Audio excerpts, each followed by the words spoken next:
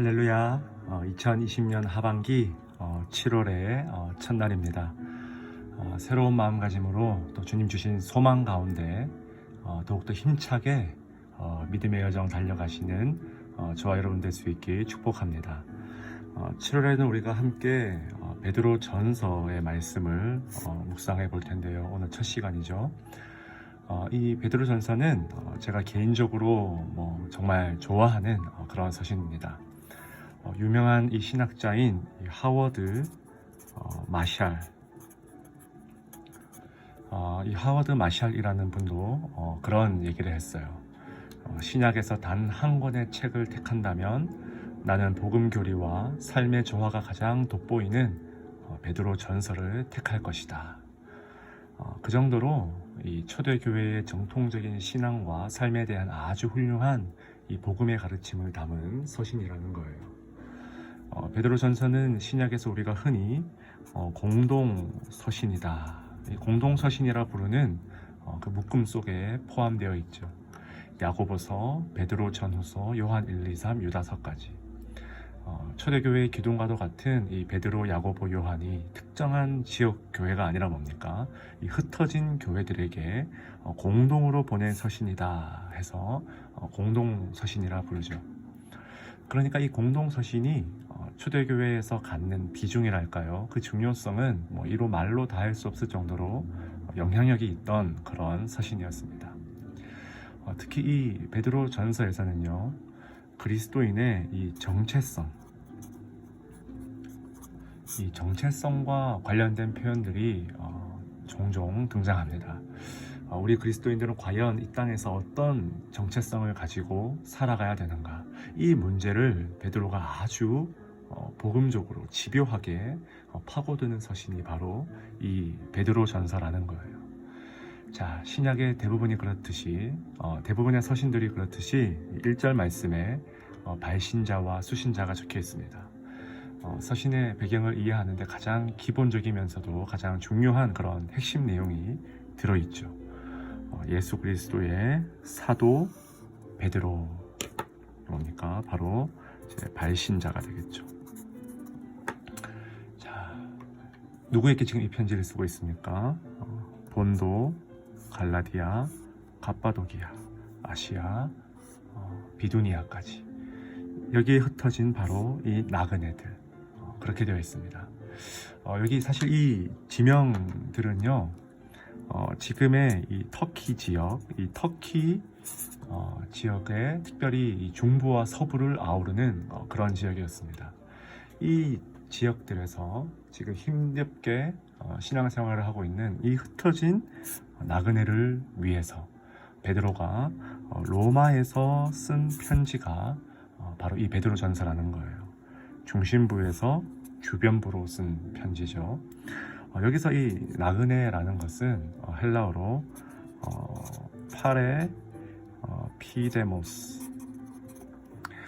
파레피데모스, 그러니까 더 정확하게는 잠시 이곳을 체류하는 외국인, 혹은 잠시 이곳을 지나가는 어떤 여행자라는 뜻을 가지고 있습니다.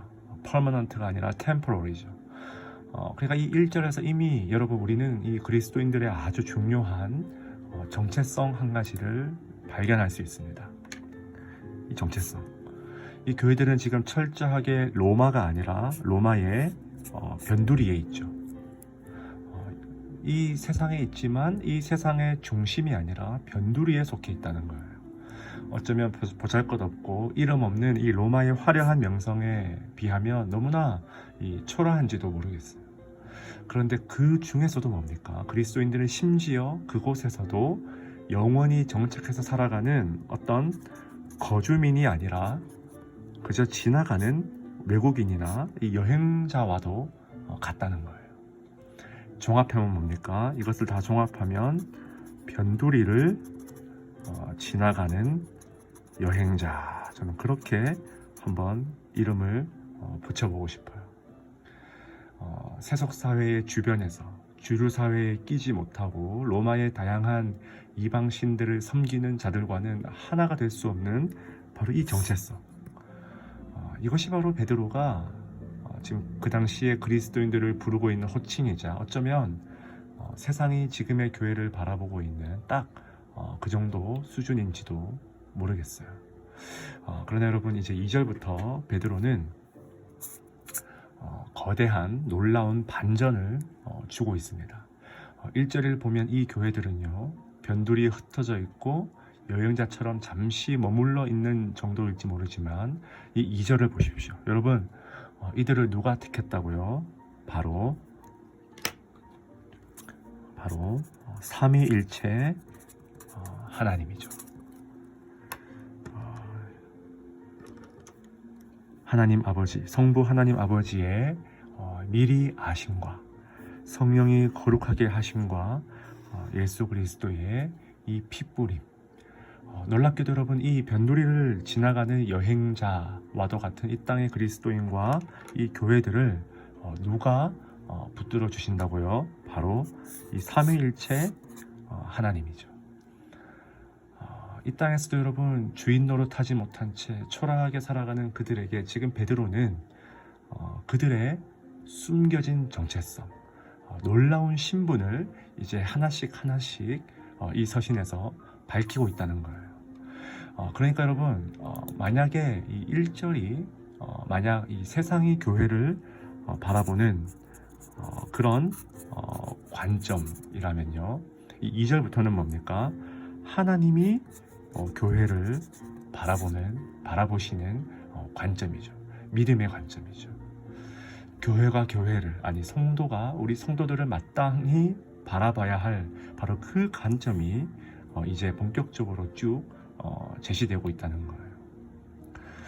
바로 이들의 구원을 위해서 삼위일체 하나님을 언급하고요. 사도 베드로는 계속해서 이 영광스러운 비전을 우리에게 제시합니다. 이 삼위일체 하나님은 우리에게 산 소망을 허락하시죠. 이 산 소망. 4절에 보니까 이 산 소망이 무엇입니까? 썩지 않고 더럽지 않고 쇠하지 아니하는 유업이다. 이것은 사실요, 이 형용사들은요, 썩지 않고 더럽지 않고 쇠하지 않는다. 이것은 그 당시에 로마 제국 주변부가 아니라 이 중심부에 너무나 어울리는 수식어였어요. 이 로마 제국의 일종의 캐치프레이즈죠. 영원히 썩지 않고 쇠하지 않는다는 자부심으로 똘똘 뭉쳐 있는 것이 바로 이 로마의 중심부였어요. 그러나 베드로는 이 패러다임을 완전히 전환시키죠. 변두리, 여러분 이 변두리에서 중심이 아니라 이 주변부에서 오직 하나님 나라를 소망하며 믿음을 지키는 이 나그네와 같은 이 파리페디모스, 이 파레피데모스, 여러분 바로 이런 자들에게 이것이 유업으로 주어진다는 거예요.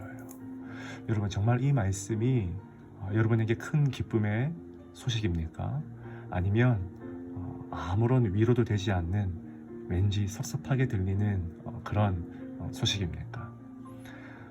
이 산 소망을 가지고 비록 변두리 주변부에 살지만, 비록 잠시 여행자로 살지만 황홀한 여행자로 살아가는 것, 이 황홀한 여행자, 이것이 바로 베드로가 우리에게 주문하는 정체성이자 신앙이라는 것입니다. 지금 우리는 비록 잠깐 근심할 수 있어요.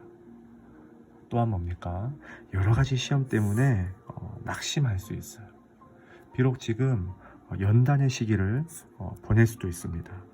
예수를 직접 눈으로 보지 못해서 이 소망이 흔들릴 수 있어요. 그러나 이 시기를 황홀한 여행자로 믿음을 가지고 보내는 자에게 여러분 어떤 것이 우리를 기다리고 있습니까? 바로 이 말세에 나타내기로 예비하신 이 구원이죠. 하나님의 능력으로 성도들을 보호하십니다. 그뿐입니까? 오히려 크게 기뻐할 수 있어요. 칭찬과 영광과 이 존귀, 이 영광스러운 즐거움으로 기뻐하는, 결국 이것이 어디로 이어집니까? 바로 믿음의 결국 영혼의 구원으로 이어지는 거죠. 이 놀라운 여러분 삼위일체 하나님 그리고 산 소망 유업들 그리고 이 수많은 약속들이 이런 어려움들에도 불구하고 주어진다는 겁니다. 누구에게요? 변두리를 지나가는 여행자에게. 베드로는 편지의 이 시작부터 이 놀랍도록 황홀하고 아름다운 소망으로 이 변두리를 지나가는 여행자와 같은 1세기의 그리스도인들에게 선포하고 있는 것입니다. 사랑하는 여러분, 이것이 바로 저와 여러분의 흔들리지 않는 정체성, 숨겨진 정체성인 줄 믿으시기 바랍니다. 그저 메마르고 무미건조한 현재를 살아가는 쓸쓸한 여행자가 아니라 영광스러운 즐거움과 기쁨으로 주님과 동행하는 이 황홀한 여행자 될 수 있길 주님의 이름으로 간절히 축원드립니다. 우리 함께 이 말씀 붙들고 간절하게 기도합시다. 하나님 아버지,